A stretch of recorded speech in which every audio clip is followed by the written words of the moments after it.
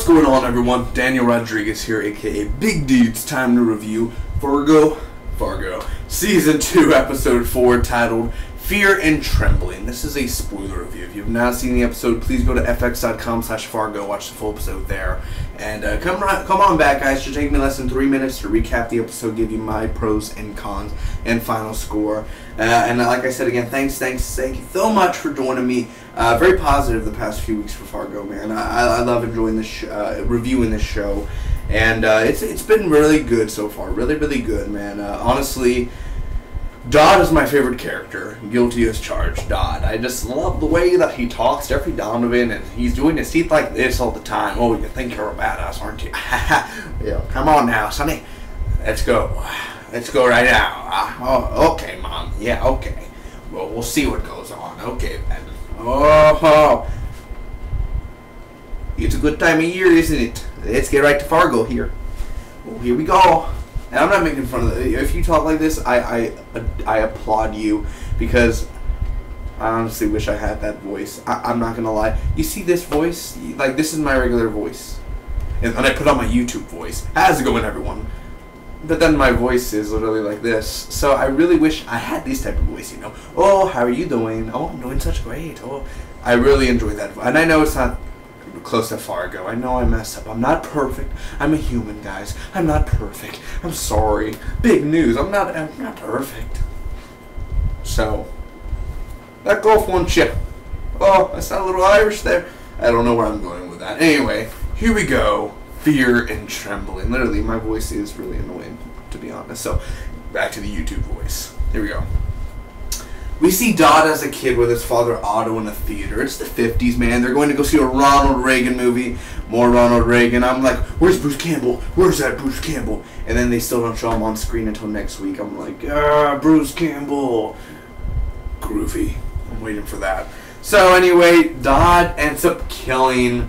I don't know if it's his first kill, but it's obviously he's killed before, I guess. He kills this man that was going to kill his father, and then Otto ends up freaking massacring everyone in the theater. It's pretty crazy, man.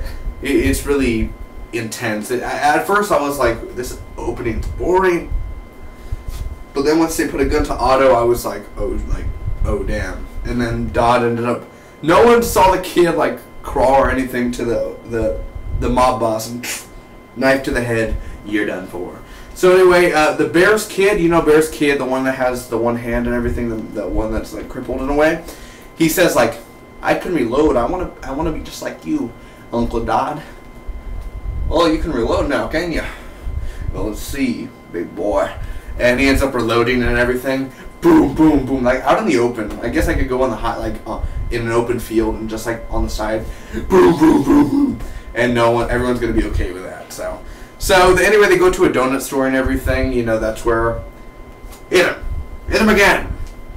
I'd like a chocolate, please. Oh, man.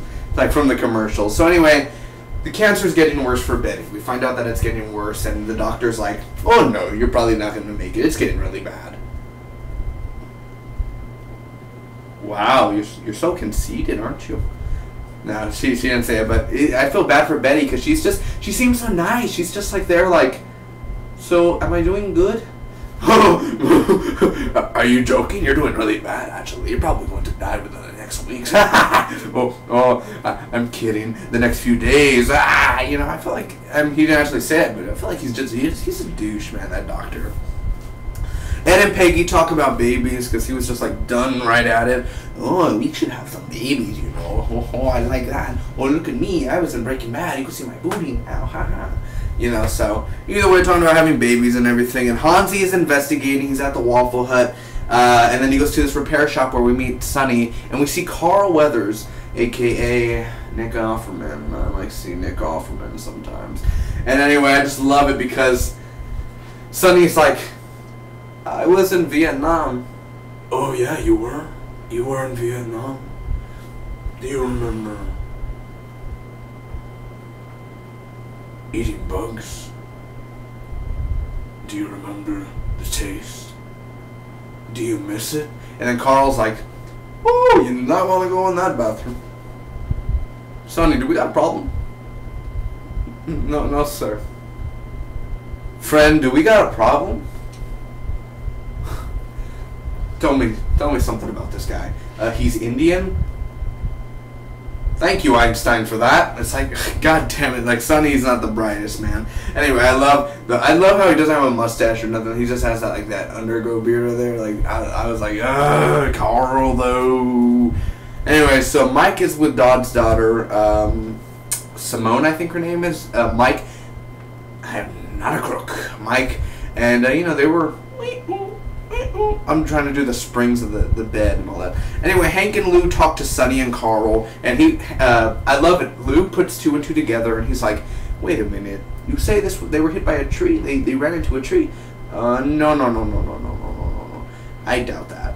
And he puts 2 and 2 together, and he ends up thinking, well, Rye's missing, and you know he just puts everything together, and then he ends up having them as suspects. Floyd and the Gerhardts. I believe Floyd is the one who's like, "Feel my hair." He may be the again. They have a meeting with the Gerhardts, like that certain mob, and Dodd loses it. You know, Dodd is always like, "They're disrespecting us, Mom. They're disrespecting Father and everything." So he always ruins it for the family. Otto gets attacked by Mike Milligan and the Kitchen Brothers, and he ends up getting left. They kill Otto's security team, and they leave him like without any help. Just like they're like he's just there like. Argh.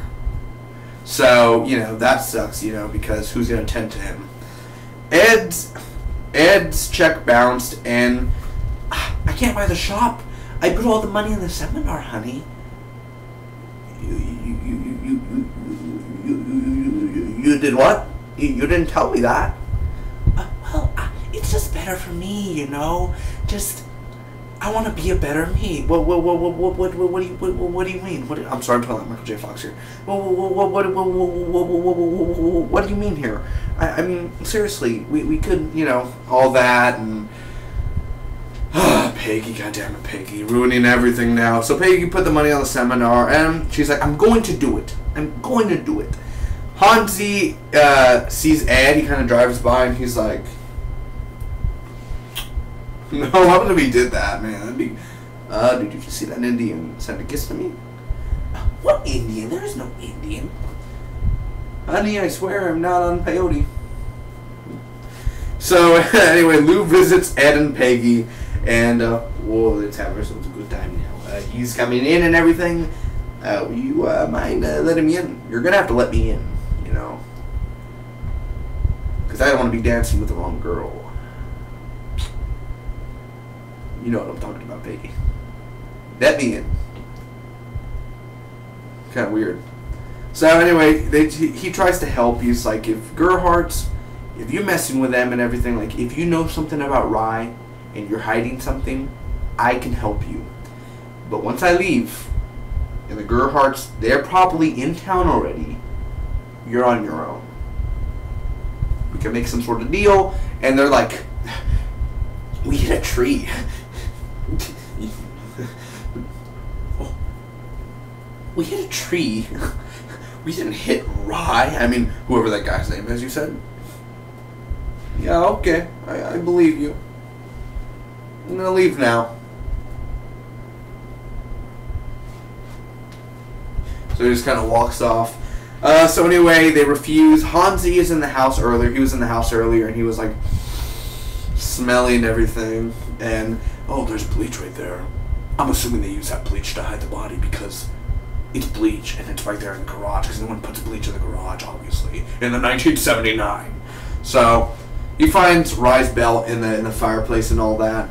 Anyway, the Gerhardts declare war because they found out Otto. Otto's still alive. He's back home and everything, but, you know, it's war. So what are we gonna do, Mom?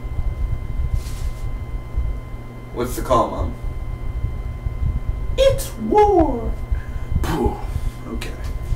That sounds nice. I'm gonna go eat a chicken.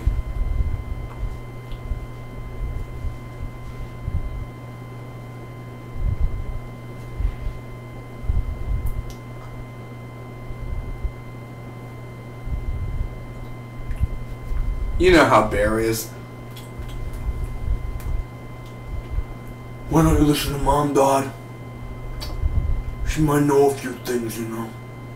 You know, like how Bear is all the time with the finish your homework? Yeah, I did. Okay. So Betty gets the pills. Well, let's hope it's the good ones. The whole world. It's like we're out of balance. That's basically the ending. You have Lou in the front with a gun just protecting Betty in the house, you know. And he mentions going ice fishing with Molly. I do like that a lot because season 1, Molly's like, oh, we should go ice fishing sometime, Dad. Oh, you know it, honey. So what do I think about this episode overall, guys? Let me give you my pros and cons. First off, the pros. I love the opening, man. I mean, I think I love all Fargo openings. I think every opening has been good, but this one here, it's not the best out of season 2, the opening, but the theater, and it's, you know, slow paced, you know, going at it, and then Dot ends up stabbing, and it's like, and then Otto is just like, literally, he's kind of just like, oh, it didn't even fire. I would have been dead. Just like, no, but he's literally, he Jack Bowered it. You know what I'm saying? You gotta do that Jack Bauer. Or you could do the following, how Kevin Bacon used to hold it. Or Jack Bauer. CTU. Or you could do it as, you know, Jim Gordon does it on Gotham. GCPD, I need to put your hands up. Penguin. Okay, back to that. The opening, man. Like I said, the opening was awesome. Dodd. I haven't seen Burn Notice yet, but Jeffrey Donovan is fantastic. And I love the way he's doing his teeth when he talks. I literally do. I love Dodd's character. He's the new Lord Malvo. Hansi as well, dude. The Indian, he was awesome in this episode, of course. And him investigating, dude, very smart guy, very, very smart. Carl also, Nick Offerman, the whole stuff that he was in, every scene that he was in, like 2 scenes, awesome. The dialogue was perfect this episode. The action in here was suffice, you know, nothing wrong with the action. Otto, close to death, dude. Otto, literally, you could tell Otto was like, something's wrong. Like, you could tell in his eyes, this is it, this is the end, but they end up letting him live. Not a good thing. But not a bad thing. So Mike and Dodd's daughter, Mike and Simone, dude, you know, she was in cocaine and everything, and he was like, well, honey, I could still feel your finger in my ass. It was my thumb. Mike, you gotta know the difference, bro. Yeah, I know the difference. So either way, Lou, dude, Patrick Wilson is owning it this season. Is he not? Oh, hi, Betty. Yeah. I think you should stay inside, you know. God damn it. Patrick Wilson. From me to you, Patrick. You are fantastic. Betty's story again. Again, she's so innocent. She's looking just like, well, do I have a chance of getting better? Not by a long shot. Yeah. I love how Lou put 2 and 2 together. I love how they're not stretching out the Ed and Peggy story, how he confronted them this episode. They could have saved it till next week, but he went in and he confronted them, and that whole scene there where he gets invited into Ed and Peggy's house. Who knows? The Gerhardts could be here. Who knows? Maybe they have one of their goons in your house right now listening to us, ready to pop out and put a cap in my ass. Who knows there? Who knows? Lou Silverson. Hey, my name is Lou Silverson. How you doing? Hey, I just met you. But this is crazy. Here's my boomstick. Groovy, baby.